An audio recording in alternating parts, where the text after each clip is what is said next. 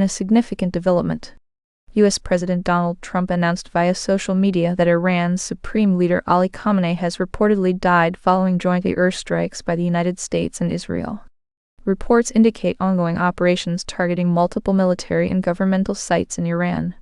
The strikes come as tensions have escalated between the U.S., Israel, and Iran over nuclear program negotiations. President Trump's CLE amid the aerial bombardment was intended to continue through the week or longer to achieve their objective of peace throughout the Middle East and beyond. However, there has been no immediate official confirmation from Iranian authorities regarding Khamenei's status. The death or incapacitation of Ali Khamenei is likely to create significant political instability in Iran due to his central role in governance and decision-making processes. Reports also suggest that Iran has retaliated with missile and drone attacks on Israeli and U.S. military bases. This signals the potential for prolonged regional conflict. This event marks the second major intervention by the Trump administration within 8 months against Iranian leadership, raising concerns about the stability of the region and the global implications of escalating hostilities between these nations.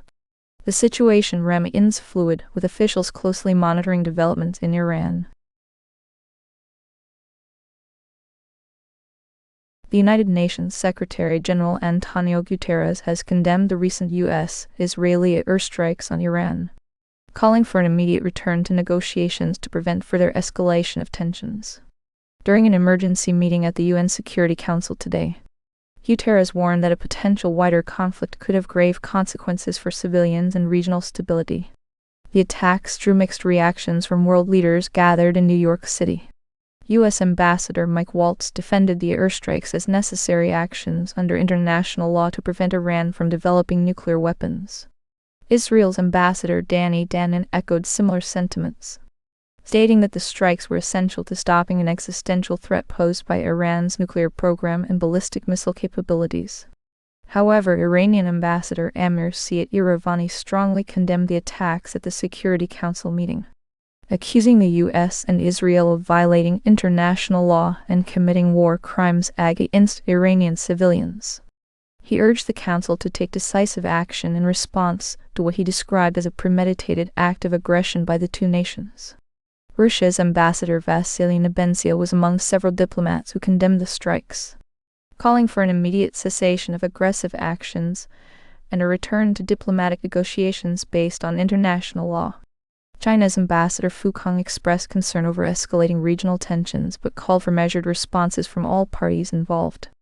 The incident highlights ongoing global concerns about Iran's nuclear program and its influence in the Middle East, with potential for further escalations or renewed diplomatic efforts. World leaders are carefully weighing their next steps to stabilize the situation and prevent wider conflict. Former President Bill Clinton testified in a closed-door session with the House Oversight Committee today, stating he had no knowledge of Jeffrey Epstein's crimes and would have reported him if he did. The 6-hour testimony took place in Chappaqua, New York, where Clinton emphasized his innocence regarding any wrongdoing connected to Epstein. Clinton mentioned that he flew on Epstein's private plane approximately 24 times for the work of the Clinton Foundation. That's despite this interaction. He maintained that he saw nothing suspicious during these trips and would have acted if he had known about any illegal activities. Republican Chairman James Comer questioned some aspects of Clinton's testimony, but did not directly accuse him. The session is part of a broader investigation into political figures' relationships with Epstein, aiming to uncover potential involvement in illegal operations. Democrats on the committee also raised questions, but acknowledged that no specific accusations against President Clinton had been made public. This development follows yesterday's extensive questioning of Hillary Clinton by the same committee regarding her relationship with Jeffrey Epstein. The testimony and subsequent investigations continue to scrutinize high-profile individuals' interactions with Epstein during his lifetime. The situation is still developing, as further inquiries are expected into other officials who may have connections to Epstein. Breaking news from Iran, where a series of coordinated strikes by the United States and Israel have reportedly killed Supreme Leader Ali Khamenei. The attacks began early Saturday morning local time in Tehran and other parts of Iran, according to Iranian state media. At least 200 people were killed and over 700 injured during the initial wave of airstrikes that targeted multiple sites across the country. This includes locations believed to be closely linked to Khamenei's leadership. The strikes reportedly destroyed more than 500 targets in Iran. In response, Iran launched retaliatory attacks on Israel and 4 Gulf Arab countries hosting United States military bases: Bahrain, Kuwait, Qatar, and the United Arab Emirates. Iranian officials vowed a crushing response to what they called an unprovoked attack. United States President Donald Trump confirmed American involvement in the strikes, stating that his administration sought to dismantle Iran's missile industry and prevent it from obtaining nuclear weapons. Israeli Prime Minister Benjamin Netanyahu also acknowledged Israel's role in the attacks, asserting that the action was necessary to remove threats posed by the Iranian regime. The situation remains volatile as regional stability is threatened by escalating military confrontations between Iran and Western powers. This development comes after failed negotiations on Tehran's nuclear program, heightening existing tensions. As this story continues to unfold, officials are assessing the full impact of these events and planning next steps in response to a crisis that could significantly reshape geopolitical dynamics in the Middle East. The United States and Israel have launched major military strikes against Iran in a significant escalation of tensions between the two countries. Early Saturday morning, following failed diplomatic talks regarding Tehran's nuclear program, the U.S. carried out what it called Operation Epic Fury, while Israel conducted Operation Lion's Roar. Both operations targeted key Iranian sites, including suspected nuclear facilities. President Donald Trump announced on social media that Iran's supreme leader Ayatollah Ali Khamenei had been killed in the attacks and CLA amid significant casualties among high-ranking Iranian officials. The strikes were preceded by a series of escalating conflicts. This includes last year's U.S. bombing of 3 Iranian nuclear sites and Israel's summer conflict with Iran lasting 12 days. In response to these actions, Iran has retaliated with counterattacks across multiple countries in the region. This results in more than 200 deaths and over 700 injuries. The attacks have also led to heightened military readiness from U.S. forces in the Middle East. This includes the deployment of 2 aircraft carriers and numerous fighter jets. The situation remains tense as both sides prepare for potential further developments. Officials on Capitol Hill are divided along party lines regarding the legality and necessity of these strikes. This highlights ongoing debates over presidential war powers. A nearly blind Rohingya, a refugee from Myanmar, has died after being released by United States immigration authorities near a coffee shop in upstate New York. Nurul Aman Shah Lam, who had been held for nearly a year on assault and weapons charges related to an incident with police officers, was found dead 5 days after his release. Shah Lam entered the United States as a refugee in December 2024, fleeing genocide in Myanmar. He was released from federal custody on February 19 after reaching a plea deal, but reportedly was not notified of his release location. The United States Customs and Border Protection (CBP) stated that they dropped him off at a closed Tim Hortons cafe because it was closer to his home compared to releasing him directly from the Border Patrol station. Buffalo Mayor Sean Ryan has called for an investigation, criticizing the handling of Shah Alam's release given his disabilities and lack of English proficiency. According to reports, Shah Alam was found dead on February 24, nearly 6 miles away from where he had been released. Weather conditions during this time included freezing temperatures below 0 degrees Celsius. The cause of death has not yet been made public. The Buffalo Police Department is investigating what happened to the 56-year-old refugee. Mayor Ryan emphasized that Border Patrol officers lacked a protocol for handling disabled individuals who do not speak English. This suggests they dropped him off at an inappropriate location during harsh weather conditions.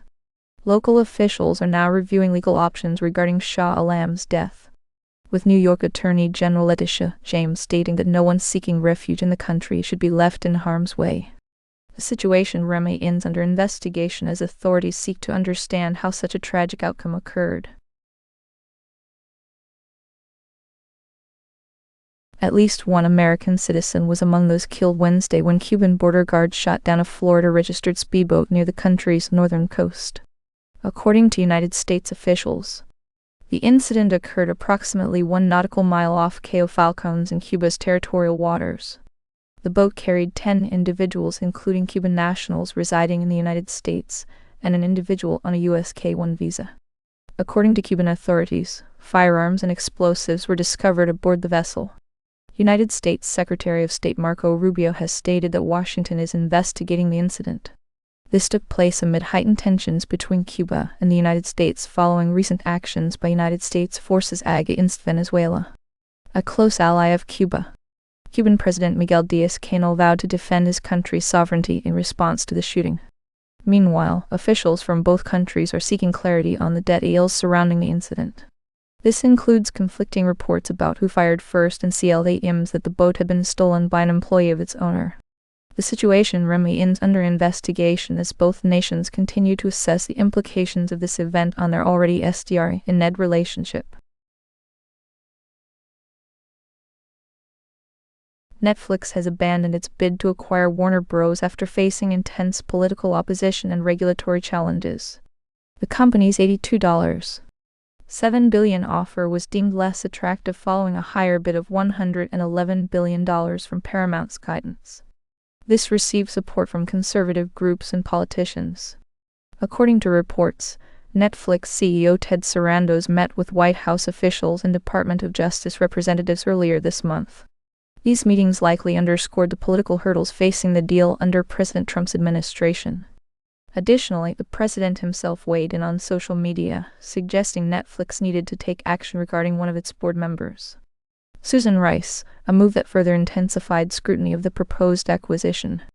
Director James Cameron also publicly opposed the Netflix-Warner Bros. Merger, arguing it would be detrimental to theatrical releases.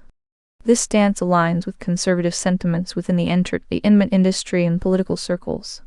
This reinforces concerns about media consolidation under companies perceived as politically liberal.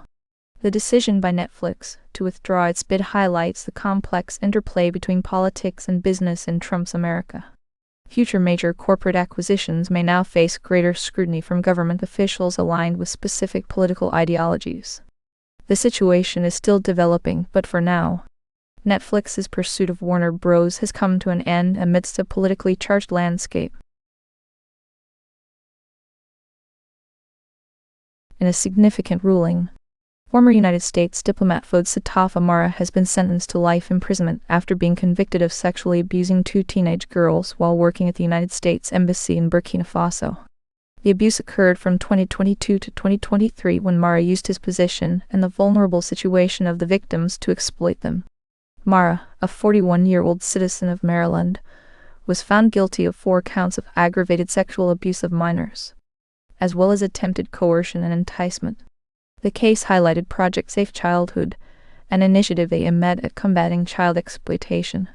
Prosecutors emphasized that because the crimes took place in a United States diplomatic residence leased for official use, American law applied despite being abroad. During the trial, evidence revealed that Mara used the girl's mother's life-threatening illness as leverage to demand sexual favors, exploiting their dependency and vulnerability over several months. The abuse was investigated by both United States and Burkina authorities, demonstrating international cooperation in addressing such crimes. Assistant Attorney General Tyson Duva stated, "Today's outcome underscores that those who abuse children will face significant consequences under American justice. This case marks a strong stance against child sexual exploitation regardless of where it occurs."